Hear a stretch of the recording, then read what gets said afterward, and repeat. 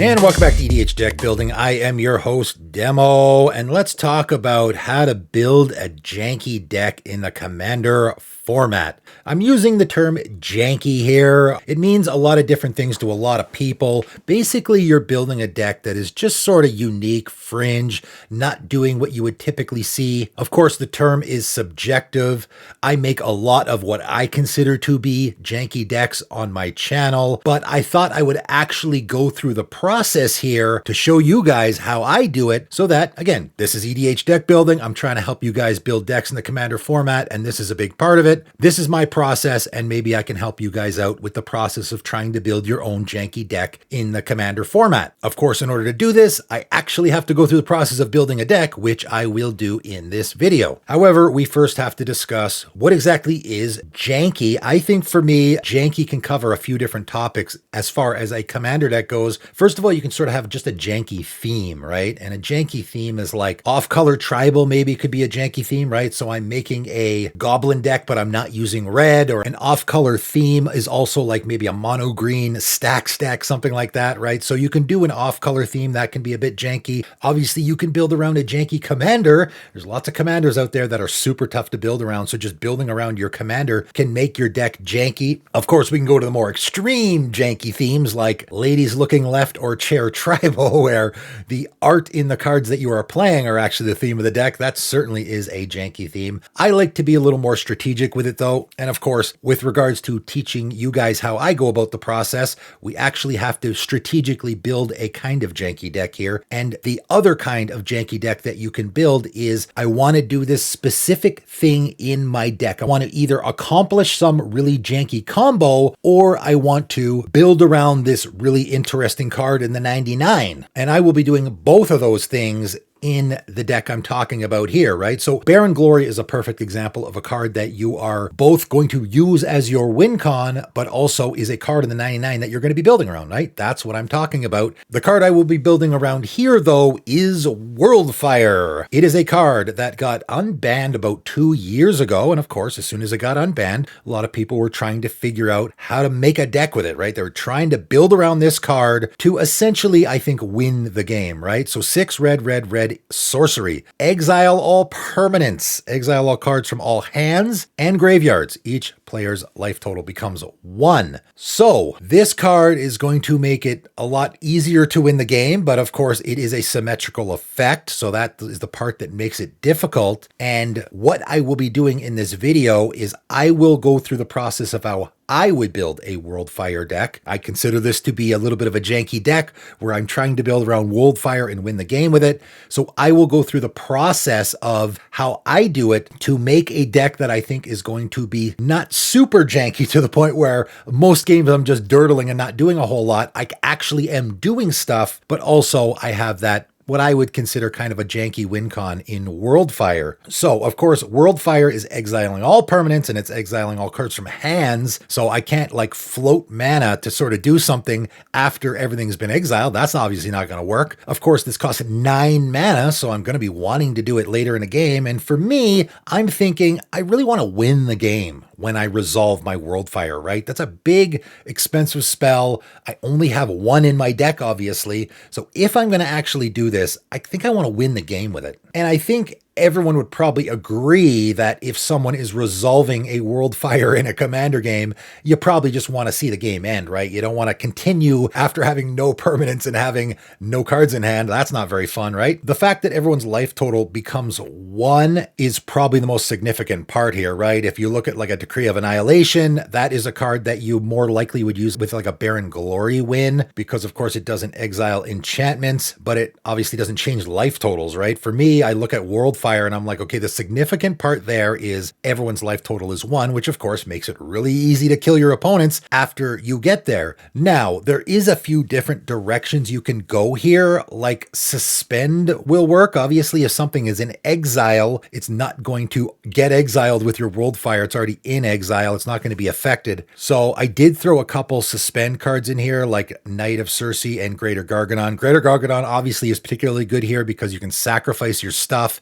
in in response to the Worldfire to get those time counters down to likely just 1. It's not going to win you the game though, right? If I get my Grey or Gargadon on the following turn, it comes down. Of course, it has haste. I can kill 1 guy, but it's going to take me 3 turns to close out the game with this guy, right? That's not ideal here. What I want when I resolve my Worldfire is to just end the game right there. I want some combo assembled so that when I resolve my Worldfire, it's pretty much game over unless, of course, my opponents have some way to stop me. The best way to do that, I believe, is with an Oblivion Ring or Fiend Hunter sort of effect that will exile something of mine. I'm not using this on my opponents. I'm using it on myself so that when they leave the battlefield, that exiled card will return under its owner's control, right? That's what we want. And of course, the card we are exiling is going to be something like a Daggercaster or a Goblin Chain Whirler, which when they enter the battlefield, deal 1 damage to each opponent, each creature they control. That's the effect we're looking for. I have one of these creatures, and of course, originally I'm going to cast it. I'm going to use it. Might actually get some value out of it because I'm dealing damage to my opponent's creatures. Then I will Oblivion Ring or Fiend Hunter it. It will be an exile just sitting there. I will cast my Worldfire when the time is right, of course, and then exile my Fiend Hunter or my Oblivion Ring, which then triggers and brings back my Daggercaster or my Goblin Chain Whirler, which of course the creature part doesn't matter a whole lot. I'm dealing 1 damage to each of my opponents, which of course will kill them, and I win the game. That's the idea of the deck. Of course, we have a few other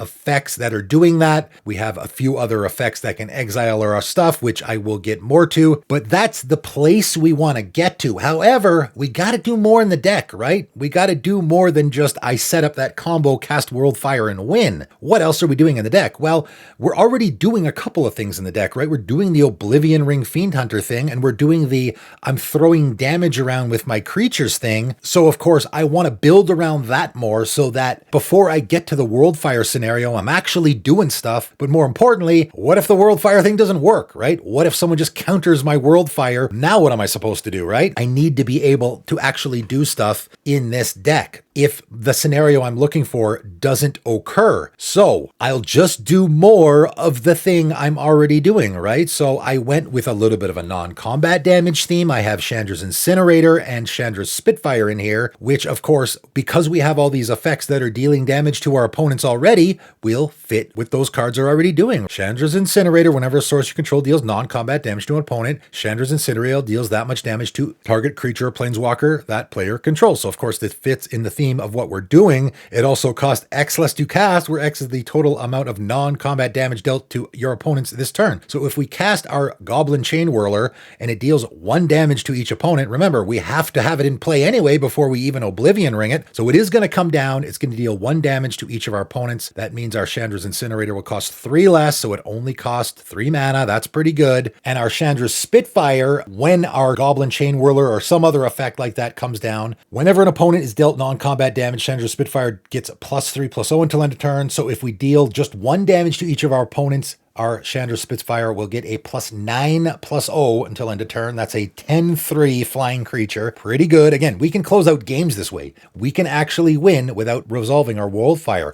I like to have that sort of backup scenario where we are doing this very specific thing in the deck, but what if it doesn't actually work? What if somebody screws with us? Of course, we should be expecting that people will be screwing with us, right? If you're building some janky theme, you're trying to get this janky combo to actually work, you have to expect for the scenario where your opponent are going to screw with you. Because we're doing the non-combat damage theme, of course, we need a commander. Ty Joaquin, Perfect Shot, I thought was the appropriate commander for this scenario. This is what I call a Method 2 commander deck. We are not actually building around our commander. We are building around a particular theme or something we want to accomplish in the deck, and then the commander comes after. We find a commander that, of course, is in the colors we're looking for, and this is a white-red deck, and obviously, we also want a commander that kind of fits with what we're doing, and in particular, I like to have commanders that are giving us value, that are giving us resources. Card draw, of course, is a really, really important one, especially if you're digging into your deck looking for certain cards. Having card draw stapled on your commander is going to be great, and Tai Joaquin is doing that. Red and a white human mercenary 2/3. Whenever a source you control deals non-combat damage to a creature equal to that creature's toughness, you get to draw a card. Hey, that's fantastic. So of course, when we cast our Goblin Chain Whirler or any of those other effects,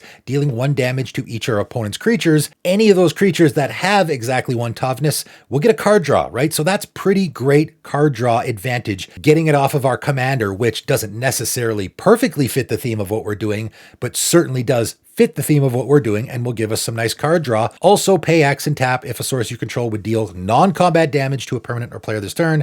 It deals that much damage plus X instead. So essentially what our commander will do will guarantee we get at least 1 card draw. I mean, even if there's only 1 creature in play and it's a 3/3, we can pay an extra 2 to get a card draw off of that creature and kill it, right? That's not the worst scenario in the world. Having our Goblin Chain Whirler come down, kill that creature, and get a card draw off it. That's not bad. Likely will every time, though, at least get a few cards off of our commander's ability. So great card advantage there, and of course fits the non-combat damage theme. The other thing that we are doing in this deck is sort of the blinking theme, right? I got Flicker Wisp in here, I got Gale Powder Mage. We are blinking because, of course, the Oblivion Ring and the Fiend Hunter sort of fit the blinking theme as well. They are exiling stuff and bringing it back. But of course, all these creatures that are dealing damage to opponents and creatures have ETBs. So blinking them over and over again is going to be great as well. More card draw from our commander, right? It fits all of that. And obviously the I win scenario will work there as well. There actually isn't a ton of Oblivion Ring Fiend Hunter effects. There's only a few of those, so we need a little bit of a backup for that scenario as well. And the Otherworldly Journey blinking type of effects will work here as well, but the wording is very important. So 1 and a white, instant arcane, exile target creature at the beginning of the next end step, return that card to the battlefield under its owner's control with a +1/+1 counter on it. So of course this works with any blinking creature that we have in the deck. I got Durgar Hedgemage in the deck, right? Guy enters the battlefield, kills artifacts and enchantments.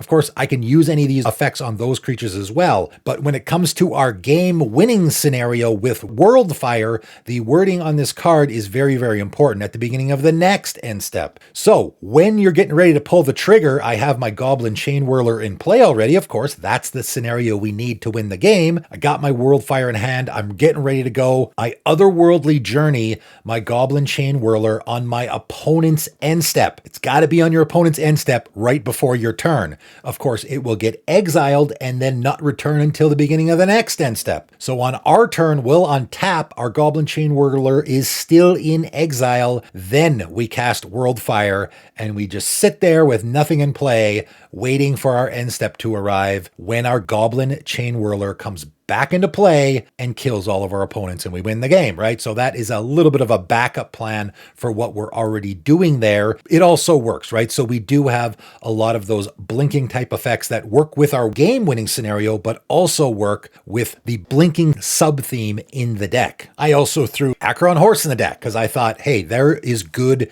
card advantage for this deck. This should be the one card that I would say is actually a good fit in a Tai Joaquin deck, right? I didn't put a ton of cards in here that were specifically for that commander, but this is a great one, of course. When it enters the battlefield, an opponent gains control of it. At the beginning of your upkeep, each opponent creates a 1/1 white soldier creature token. So of course, we're giving this to an opponent, and then us and the other 2 opponents are going to get white soldier creature tokens on that person's upkeep, which of course works in the deck because our Tai Joaquin wants creatures to be getting damaged equal to their exact toughness, and having 1/1 creatures under opponent's control is ideal for us with all of these cards that are dealing exactly 1 damage. So that's just going to be great for card advantage in the deck. And of course is the case with any deck where you are building around a card in the 99. The toughest part is actually getting that card. And it ain't going to be easy here because of course we're in white-red colors, which doesn't exactly tutor for sorceries very well. In fact, it doesn't do it at all. I do have a couple options in the deck though. Valakut Awakening Into the Fire will work with just digging into our deck. Again, our commander will allow us to draw a bunch of cards to hopefully get closer to that Worldfire. Valakut Awakening and Into the Fire will let us shuffle away what we have. You know, again, it's basically digging into our deck to get where we're at. Into the Fire also deals 2 damage to each creature, planeswalker in battle. So that we can just use. If our opponents have a bunch of 2/2 creatures in play, maybe they're playing zombie tribal, instead of shuffling our hand away, we'll just cast this, kill all those zombies, and then draw a ton of cards off of our commander. So that works as well. I also threw Ring of Three Witches in the deck. Again, there's not a lot of tutoring options in a Boros deck for sorceries specifically. This is one that we'll go get it if we really need to. We also got to cast that Worldfire, right? 9 mana is a lot. Of course, likely we won't want to do it until later in the game anyway, so that part does work, right? There is some setup that needs to happen here. We need to get to a certain spot before we cast our Worldfire. However, there is a couple of easier ways to do it, like Galvanoth. 3 red beast, 3/3. At the beginning of your upkeep, you may look at the top card of your library. If it's an instant or sorcery card, you may cast it without paying its mana cost. So of course, Galvanoth will allow us to cast it. Of course, we have to wait for the right moment. So if we see Worldfire on top and we don't have our Goblin Chain Whirler exiled with Oblivion Ring already ready to go, then we just are going to have to draw it like we normally would and wait for the right moment. It is good value in the deck if you happen to see an instant or sorcery on top of your library that you want to cast. Hey, why not? But it will allow us, if we're in the right situation, to just cast our Worldfire for free, which can be great. A Freet Flame Painter will also work here. 3 in a red, Freet Shaman 1/4 double strike. Whenever a Freet Flame Painter deals combat damage to a player, you may cast target instant or sorcery card from your graveyard without paying its mana cost. If that's so, we put in your graveyard, exile it instead. So of course, this will not only allow us to cast our Worldfire for free, but allow us to cast from our graveyard. Again, there is this scenario where we cast our Worldfire and our opponent just counters it. Okay, well now what am I supposed to do? It goes to the graveyard, and a Freet Flame Painter will allow us to cast it out of the graveyard, essentially. So those scenarios we have to prepare for as well. But obviously, it's not going to go perfect every time you play the deck because this is kind of a janky theme. I don't know. Maybe some people don't consider Worldfire to be a janky card, but winning the game with a Worldfire certainly is a janky scenario in my opinion. Again, it's very comparable to a Baron Glory type of scenario. It is essentially sort of an alt win con. Because it puts everyone in the same spot, there is a lot that you need to do to make sure that you win the game with it. And again, when I built this deck, I was thinking, okay, I want to cast my Worldfire, and when it resolves, I have the guaranteed win in hand. I don't want to cast it unless that is the case. I don't want to just put everyone at 1 and then just hope it works out for me. No, I prefer the scenario where I cast Worldfire, everything triggers the way it's supposed to, and I just win the game there. And I think your opponents would very much appreciate it as well, right? I think if you're playing against this deck, someone casts the Worldfire and then they get the Oblivion Ring trigger, the Goblin Chain Whirler, and then they win, I think people would be much more okay with that scenario. Again, it's just a game-winning combo. What's wrong with that? In the Commander format, I think everyone is okay with that. So there it is. There is a janky theme that I ended up building with this deck and the process by which I went about it. Again, I have to do a certain thing in order for Worldfire to actually win me the game, and then I'm taking that thing that I'm already doing and then building around that more so that I am not, first of all, relying entirely on my Worldfire to win the game. And also, there's other stuff I can do, right? I actually can just play the deck. I'm not just sitting there dirtling along waiting for my combo to happen. I don't find that to be very entertaining or fun or interesting in a 4-player Commander game either. Now I can actually do stuff, right? And if I happen to get my Worldfire and if I happen to get the combo off, I can get this really interesting win. But if none of that happens, I still have a lot of really neat things that I can do in the deck. So that's how I go about building a janky theme in the Commander format. I did actually build this deck, of course, so if you're at all interested, it is in the description below. Feel free to check it out for yourself. That is it for today, though, and thanks for tuning in.